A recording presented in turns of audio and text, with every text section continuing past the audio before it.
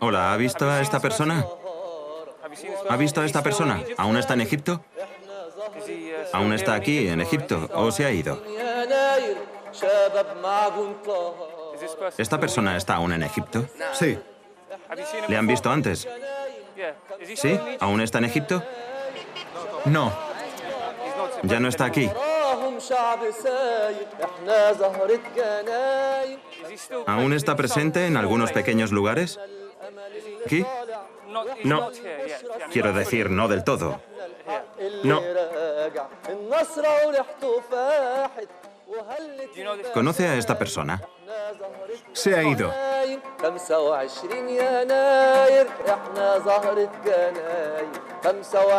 He estado preguntando a muchos egipcios dónde han visto al hombre de esta foto. Me han estado contando que está más o menos desaparecido, pero que antes tenía una gran presencia en Egipto. Y antes de que piensen que es Mubarak, es este hombre Miedo. Se llama Miedo. Es el factor miedo. Quiero descubrir por qué tenía tanta presencia y cómo más o menos está desapareciendo.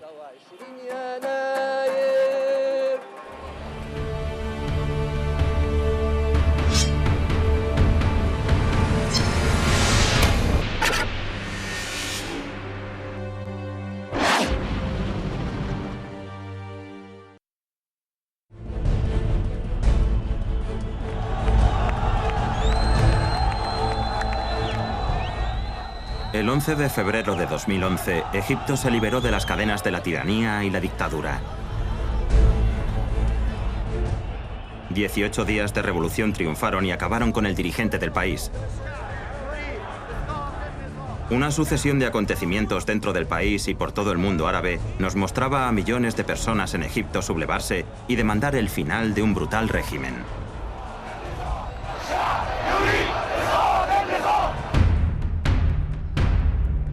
Sin embargo, entender el verdadero alcance de la exitosa revolución egipcia reside en el alcance del miedo y la supresión contra los egipcios.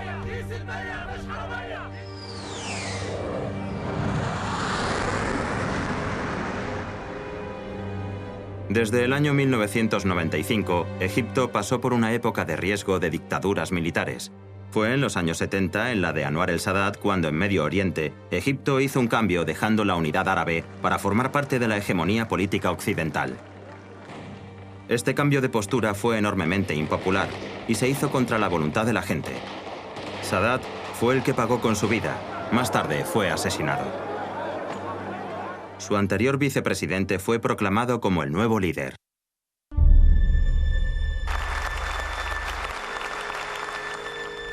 Hosni Mubarak tomó posesión del cargo en 1981 y retomó los trabajos que Sadat había dejado atrás, incluyendo su cercana relación con el intransigente régimen de Israel. Utilizaba la seguridad nacional, que lo controlaba todo. Tenía el control sobre la seguridad del Estado y la policía. Oprimía a su pueblo. Esto llevó a Egipto a convertirse en un Estado policial. Con leyes de emergencia vigentes, Mubarak usaba su autoridad para limitar la libertad, acabar con cualquier oposición y mantener a la familia en el poder. Esto les venía bien a sus aliados, quienes a su vez le apoyaban internamente con grandes sumas de dinero. A medida que pasaban los años, Mubarak se volvía más autoritario. Se usaba la tortura como arma para aterrorizar y controlar a las masas. Al principio había mucho miedo. Intimidación por parte de las fuerzas policiales a través del secuestro, y el encierro entre rejas se volvió algo normal.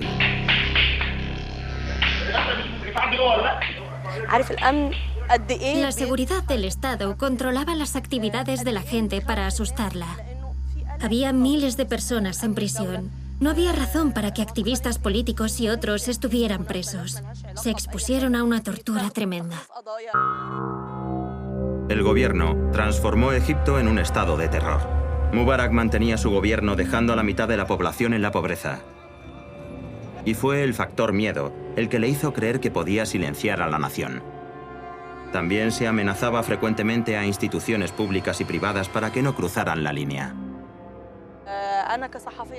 Como periodista que trabajaba en los medios de comunicación, no podía decir cosas que sacaran a la luz la corrupción del gobierno. Se había advertido a la seguridad del Estado sobre los medios de comunicación.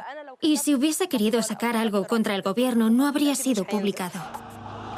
A lo largo de las décadas, se organizaron movimientos contra el gobierno para demandar reformas y derechos para la gente.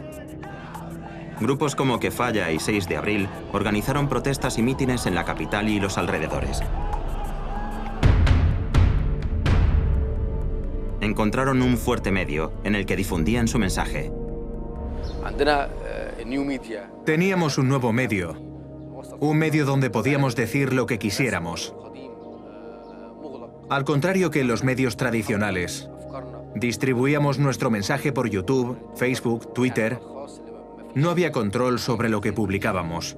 Era un medio libre. Había más verdad. Porque estaba en manos de la gente. Ahmed Maher, uno de los fundadores del movimiento 6 de abril, fue arrestado por las autoridades egipcias con otros 14 miembros y fueron acusados de traición al régimen. Sufrió maltrato físico y abusos, pero después se desveló que había sido uno de los afortunados. La seguridad del Estado egipcio salió en tropel contra el activismo. En junio de 2010, un incidente que se desveló más tarde tomó la forma de Khalid Said. Las fuerzas de seguridad se llevaron a este joven de la ciudad de Alejandría después de que intentara sacar a la luz la corrupción policial a través de Internet. Fue torturado hasta la muerte con repetidos golpes en la cabeza.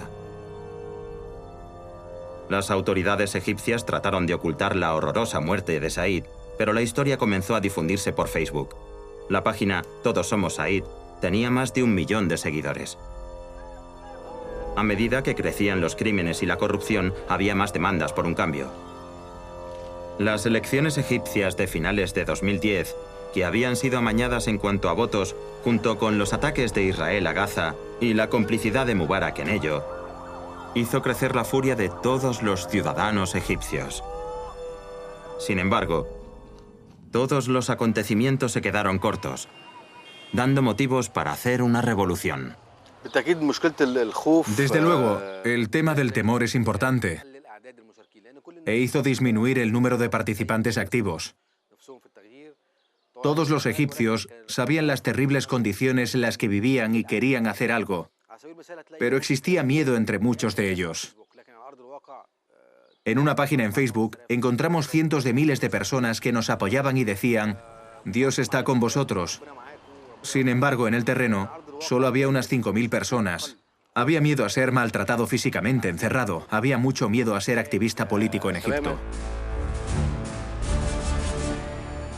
El catalizador de la revolución egipcia iba a llevarse a cabo en otro país. La revolución tunecina contra el Abidin Ben Ali fueron los momentos que definieron el comienzo de la confrontación al miedo. El nuevo sentimiento de fe y esperanza llenó las calles de Egipto. La revolución tunecina fue el momento de llamada a la revolución en el mundo árabe. Túnez dio ayuda a la gente para creer que podían cambiar la política. Se dieron cuenta de que la nación podía conseguirlo, si así lo quería. ¿Podíamos hacer un cambio? La respuesta era Túnez. Había luchado con independencia, sin ayuda exterior, con posibilidad de hacer un cambio, y triunfaron. Ahora los jóvenes egipcios tenían miedo del pasado. Ahora tenían esperanza. Sintieron que si hacían algo, también triunfarían. Cada día miles de personas se suman a la página de Facebook. Túnez era un ejemplo muy cercano para nosotros. Era una nación árabe como la nuestra. Padecíamos el mismo dolor y el mismo miedo a ser asesinados. Y cuando el 21 de enero se llamó a la protesta, supimos que seríamos capaces de hacer lo mismo que Túnez. La gente tenía esperanza y estaba preparada. Asma Mahfoud, la activista de 26 años, subió una serie de vídeos a YouTube animando a todos los egipcios a unirse a las protestas del 25 de enero. Les pedía que no tuvieran miedo. El vídeo fue lo que prendió la llama. Estoy haciendo este vídeo con un sencillo mensaje. Estamos organizando una protesta masiva para el día 25. Queremos vivir en este país con dignidad, como seres humanos. El gobierno tiene un presidente y una seguridad corruptos. A quien quiera que diga que no sirve protestar porque habrá poca gente, le quiero decir que ellos son el problema y que son unos traidores, como el presidente y las fuerzas de seguridad. Seréis responsables de lo que nos ocurra mientras permanezcáis sentados en vuestras casas. Nunca digáis que no hay esperanza. La esperanza solo desaparece cuando decís que no la hay. Mientras sigamos unidos, habrá esperanza. No temáis al gobierno, solo temed a Dios. El poder de las redes sociales se volvió imparable. Los días previos al 25 estuvieron llenos de actividad por Internet. La gente se preparaba para llenar las calles. La idea que había detrás de la manifestación del 25 de enero era la de protestar contra las fuerzas de seguridad y los casos de violencia física y corrupción.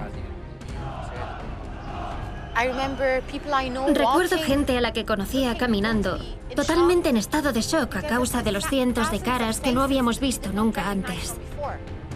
Quiero decir, en la gran manifestación podías reconocer prácticamente cada rostro. Y esto lo organizamos nosotros y superó todas nuestras expectativas. Cientos y miles de egipcios salieron a las calles de la capital y otras grandes ciudades. No eran conscientes de la magnitud de su misión. Como en el pasado, el gobierno de Mubarak decidió tomar medidas brutales y lanzó todas sus fuerzas contra estas manifestaciones. Los manifestantes, desarmados, fueron tiroteados. Esta acción provocó a la gente, que aumentó sus protestas. Cabía la posibilidad de que las protestas terminaran de este modo, sin llegar a más, de tal manera que las fuerzas de seguridad solo cometieran el error de hacer una masacre en Suez, así como en la Plaza Tahrir en el Cairo. Las primeras protestas se contaban por miles, pero el error cometido por la seguridad del Estado llevó a que las protestas se convirtieran en revolución. Durante los días siguientes, las protestas fueron a más. El impulso del cambio frente a Mubarak y las muertes de los manifestantes fueron los momentos en los que la barrera del miedo se desintegró. Esta fue la primera vez que los manifestantes no tenían miedo de la policía y que se enfrentaban a ellos con todas sus fuerzas. Era muy difícil que la policía hiciera frente a una multitud sin miedo tan numerosa, porque ellos solían operar usando el miedo.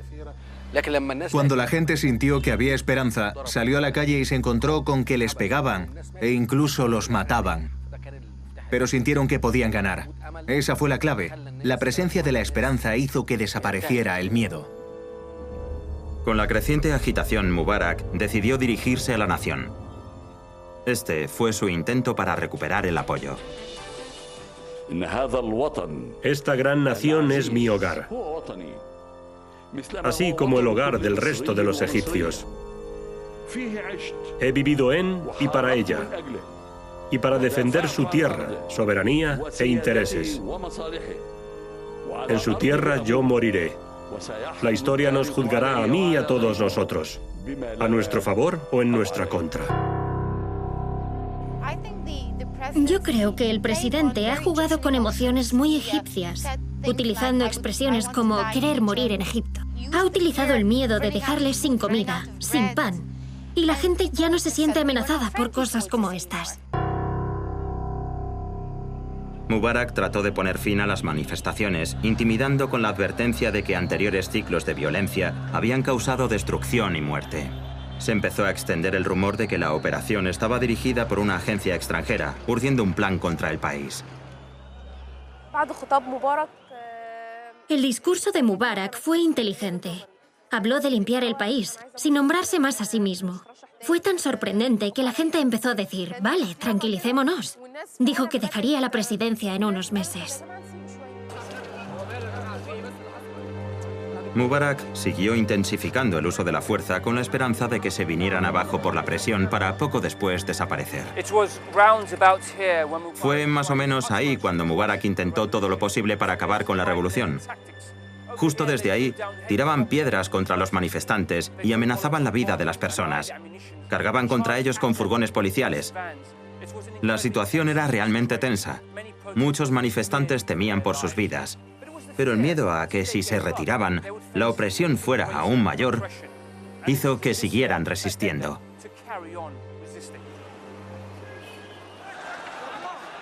Gamberros en camellos y caballos intentaron atacar y separar a la multitud. Derivó en un sangriento enfrentamiento. Después del incidente de los camellos, decidimos que esto debía acabarse. No cabía lugar para un día más de Mubarak en el poder, aunque eso significara que todos perdiéramos la vida. Esta escena que están a punto de ver ilustra la violencia con la que cargaban contra los manifestantes.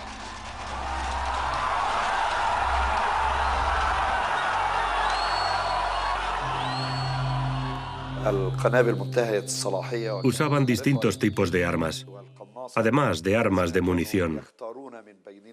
Los francotiradores también usaban armas de fuego.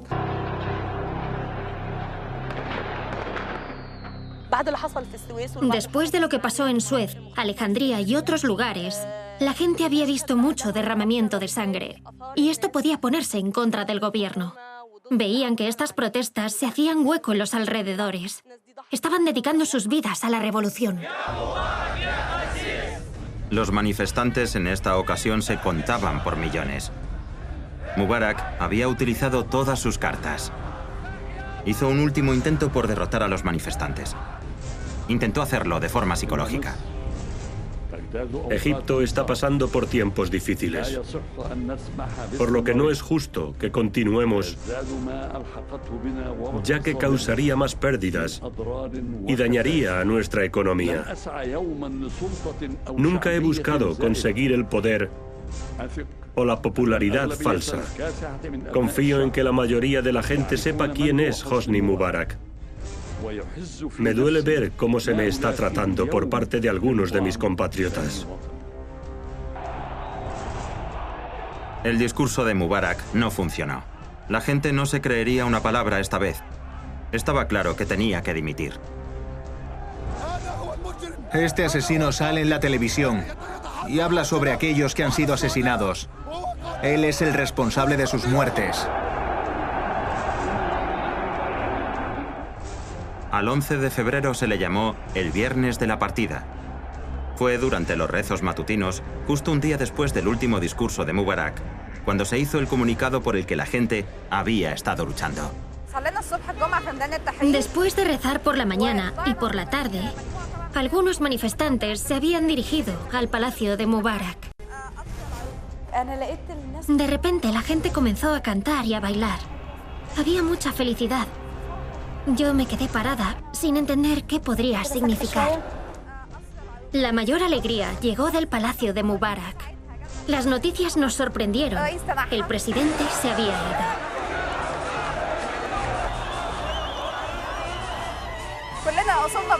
Todos nos pusimos increíblemente contentos y nos postramos en el suelo, agradeciéndoselo a Dios. Sentíamos aturdimiento, libertad. Era la primera vez que saboreábamos la libertad.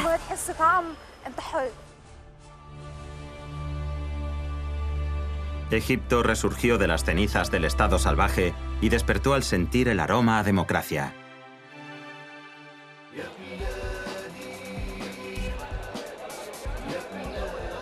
Tuvo lugar un referéndum nacional y fueron las primeras elecciones libres y justas en Egipto desde la caída de Mubarak.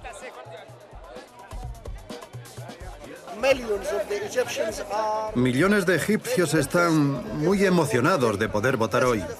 Es la primera vez en mi vida que siento que mi voto va a servir de algo.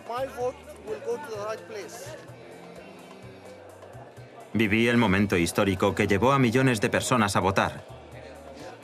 Todos con la confianza de ser representados de verdad. Este es un momento sin precedentes en la historia de Egipto, en el que nadie hubiese creído poder formar parte hace unos meses. Con cualquier cosa que trajera este referéndum, los egipcios permanecerían unidos, un resultado normal después de hacer una revolución.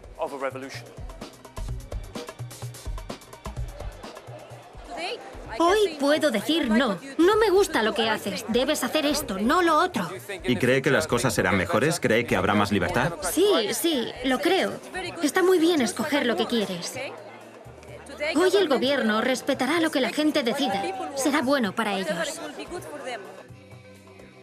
Las elecciones han sido un verdadero símbolo de la democracia. Partidos políticos e individuos pueden expresarse sin intimidación o miedo a ir a prisión, a ser maltratados físicamente o psíquicamente. Esto también nos dicta el final de una era en la que los gobiernos podían hacer lo que querían para promover sus intereses, oprimir a la democracia y a la libertad de Egipto.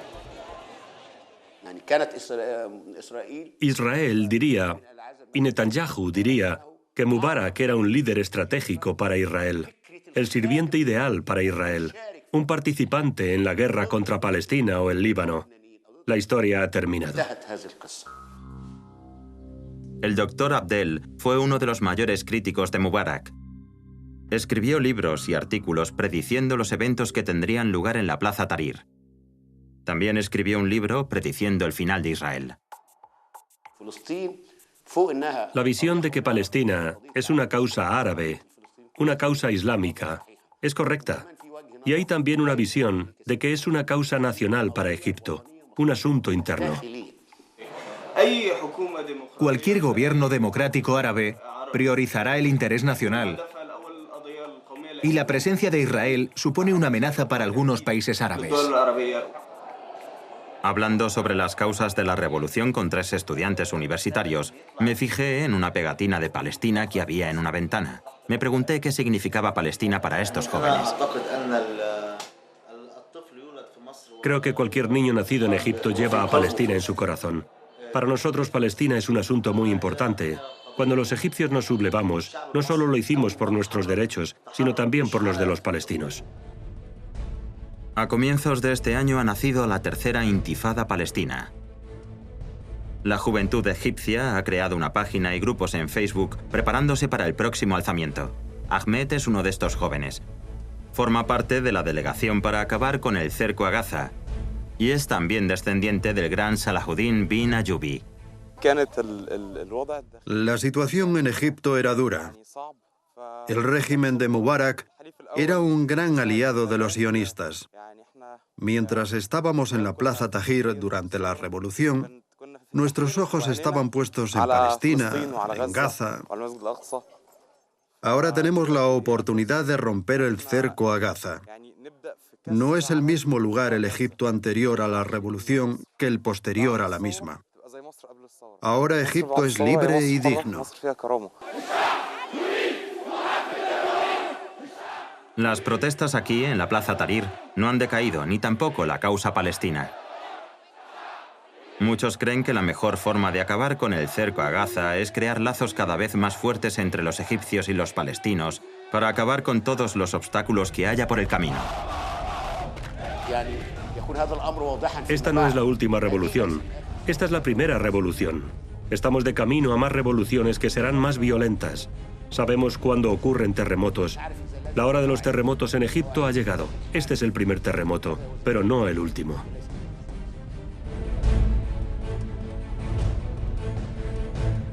La revolución egipcia ha logrado muchas cosas, muchas de las cuales no se conocen en el exterior, pero internamente no es solo la caída de Mubarak, es también la caída de la corrupción, del miedo, el inicio de la esperanza, del progreso, la libertad, la democracia.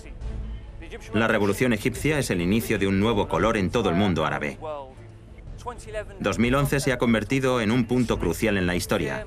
El miedo hace acto de presencia en algunos sitios, pero una cosa está clara. El miedo no podrá someter a los egipcios nunca más.